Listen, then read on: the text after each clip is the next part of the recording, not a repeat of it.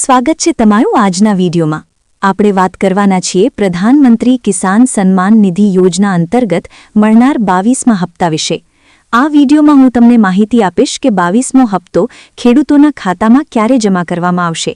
સાથે જ હવે જો તમે પીએમ કિસાન સન્માન નિધિ યોજના અંતર્ગત 22મો હપ્તો મેળવવા માંગો છો તો હવે સરકાર દ્વારા અમુક નિયમોમાં ફેરફાર કરવામાં આવ્યો છે, કારણ કે સરકાર દ્વારા હવે કેટલાક કામ ફરજિયાત કરી દેવામાં આવ્યા।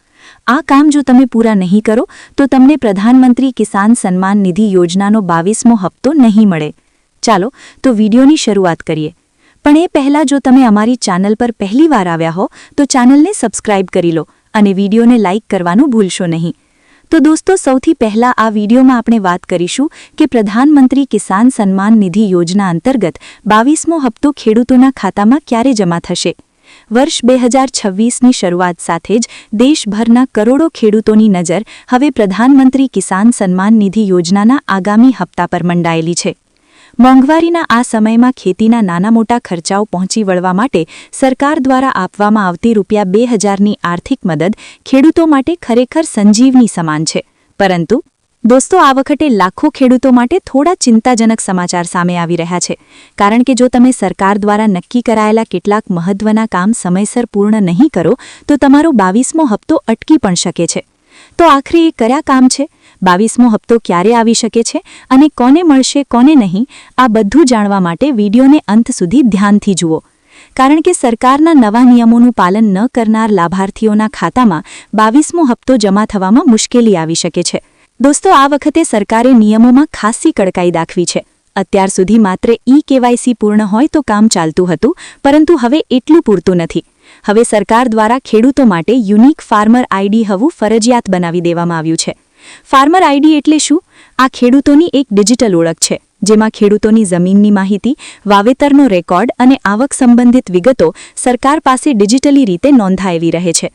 બનાવટી અને અયોગ્ય લાભાર્થીઓને દૂર કરવા માટે સરકારે આ મહત્વપૂર્ણ પગલું લીધું છે। જે ખેડૂતો પાસે ફાર્મર આઈડી નહીં હોય તેમનો પ્રધાનમંત્રી કિસાન યોજનાનો 22મો હપ્તો અટકી શકે છે। તો દોસ્તો, અહીંયા તમે સ્પષ્ટ રીતે જોઈ શકો છો કે સરકારે અમુક નિયમોમાં હવે કડકાઈ વધારી દીધી છે। આથી જો તમે 22મો હપ્તો સમયસર મેળવવા માંગતા હો તો આ નિયમોનું પાલન કરવું ખૂબ જ જરૂરી છે। સૌથી પહેલાં, જો તમે હજી સુધી કેવાયસી પૂર્ણ નથી કરાવ્યું તો તમને પ્રધાનમંત્રી કિસાન સન્માન નિધિ યોજનાનો કોઈ પણ હપ્તો નહીં મળે। આ ઉપરાંત તમારે લેન્ડ સીડિંગ પણ ફરજિયાત રીતે કરાવવું પડશે। લેન્ડ સીડિંગ એટલે શું? જમીન ચકાસણી પ્રક્રિયા। આ પ્રક્રિયા બહુ જ મહત્વની છે, કારણ કે જો જમીનના સરકારી રેકોર્ડમાં તમારું નામ અપડેટ નથી અથવા જમીનનો સ્ટેટસ નો બતાવે છે તો તમારા ખાતામાં પૈસા જમા નહીં થાય। એટલા માટે જો તમે 22મો હપ્તો મેળવવા માંગો છો તો લેન્ડ સીડિંગ કરાવવું અહીંયા ખૂબ જ જરૂરી બની જાય છે। હવે વાત કરીએ બીજા કેટલાક અનિવાર્ય કામો વિશે જે તમારે આ વખતે ફરજિયાત રીતે પૂર્ણ કરવા પડશે। અહીંયા બેન્કિંગ સંબંધિત બાબતો તો એટલી જ મહત્વની છે, જેમ કે તમારું બેંક ખાતું આધાર સાથે લિંક હોવું, ખાતું એક્ટિવ હોવું અને ડીબીટી એટલે કે ડાયરેક્ટ બેનિફિટ ટ્રાન્સફર ચાલુ હોવું। જો આમાં કોઈ પણ ખામી હશે તો 22મો હપ્તો અટકી શકે છે અથવા નિષ્ફળ જઈ શકે છે। દોસ્તો, તમારા બેંક ખાતા સાથે આધાર કાર્ડ લિંક હોવું ફરજિયાત છે। જો તમારું બેંક ખાતું બંધ હોય અથવા આઈએફએસસી કોડ બદલાયો હોય તો તેને તાત્કાલિક અપડેટ કરાવવું ખૂબ જ જરૂરી છે, નહીંતર 22મો હપ્તો તમારા ખાતામાં જમા નહીં થાય। હવે વાત કરીએ અયોગ્ય લાભાર્થીઓ વિશે। જે ખેડૂતો પાસે 2 હેક્ટરથી વધુ જમીન છે અથવા જેમને માસિક 10,000થી વધુ પેન્શન મળે છે તેમને પ્રધાનમંત્રી કિસાન સન્માન નિધિ યોજનાનો લાભ મળતો નથી। એટલે કે અત્યાર સુધી જો તમને હપ્તો મળતો હતો, પણ આ વખતે જો તમે જરૂરી નિયમોનું પાલન નહીં કરો તો તમારો 22મો હપ્તો અટકી શકે છે। આથી જો તમે 22મો હપ્તો સમયસર મેળવવા માંગતા હો તો આ તમામ જરૂરી કામો ફરજિયાત રીતે પૂર્ણ કરો અને તમારી બેન્કિંગ સંબંધિત માહિતી અપડેટ રાખો। હવે વાત કરીએ કે તમારું નામ લાભાર્થીની યાદીમાં છે કે નહીં તે કેવી રીતે ચેક કરશો। તે માટે તમારે pmkisan.gov.in વેબસાઇટ પર જવાનું રહેશે। વેબસાઇટ પર જઈને બેનિફિશરી લિસ્ટ વિકલ્પ પર ક્લિક કરો, પછી તમારું રાજ્ય, જિલ્લો, તાલુકો અને ગામ પસંદ કરો અને યાદીમાં તમારું નામ છે કે નહીં તે ચેક કરો। જો તમે આ આખી પ્રક્રિયા મોબાઈલથી ઓનલાઈન ચેક કરવા માંગતા હો તો સૌપ્રથમ તમારા મોબાઈલમાં ગૂગલ ઓપન કરો અને સર્ચ કરો પીએમ કિસાન। જેવી રીતે તમે પીએમ કિસાન સર્ચ કરશો તમને સરકારની PM Kisan Samman નિધિની official website સામે જોવા મળશે।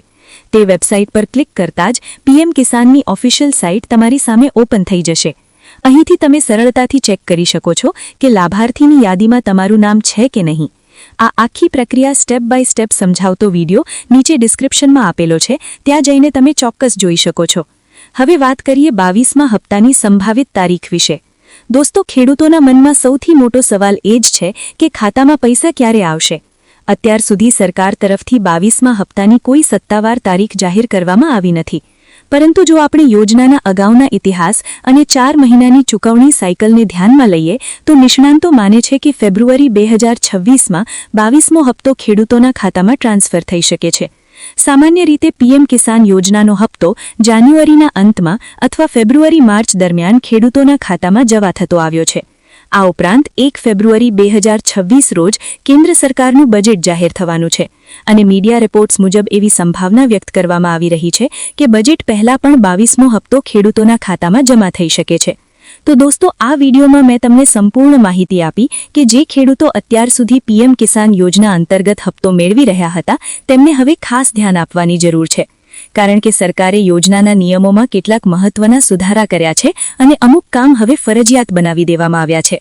અત્યાર સુધી માત્ર ઈ-કેવાયસી કરાવવાથી હપ્તો મળી જતો હતો, પરંતુ હવે એવું નથી. હવે તમારે યુનિક ફાર્મર આઈડી બનાવેલી હોવી જોઈએ, બેંક ખાતાની તમામ માહિતી અપડેટ હોવી જોઈએ, બેંક ખાતું આધાર સાથે લિંક હોવું જોઈએ, ઈ-કેવાયસી પૂર્ણ હોવી જોઈએ, કારણ કે પીએમ કિસાન યોજના અંતર્ગત મળતો હપ્તો ડીબીટી માધ્યમથી સીધો તમારા બેંક ખાતામાં જમા થાય છે. જો આમાંથી કોઈ પણ પ્રક્રિયામાં ખામી હશે તો આ વખતે 22મો હપ્તો અટકી શકે છે.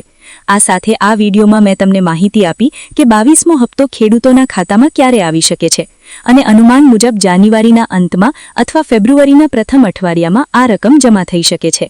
જો તમને આ માહિતી ઉપયોગી લાગી હોય તો વિડીયોને લાઇક કરજો અને જો તમે ચેનલ પર પહેલીવાર આવ્યા હો અને આવી જ મહત્વની ખેતી અને સરકારની યોજનાઓની માહિતી નિયમિત મેળવવા માંગતા હો તો ચેનલને સબસ્ક્રાઇબ કરી રાખજો. આભાર.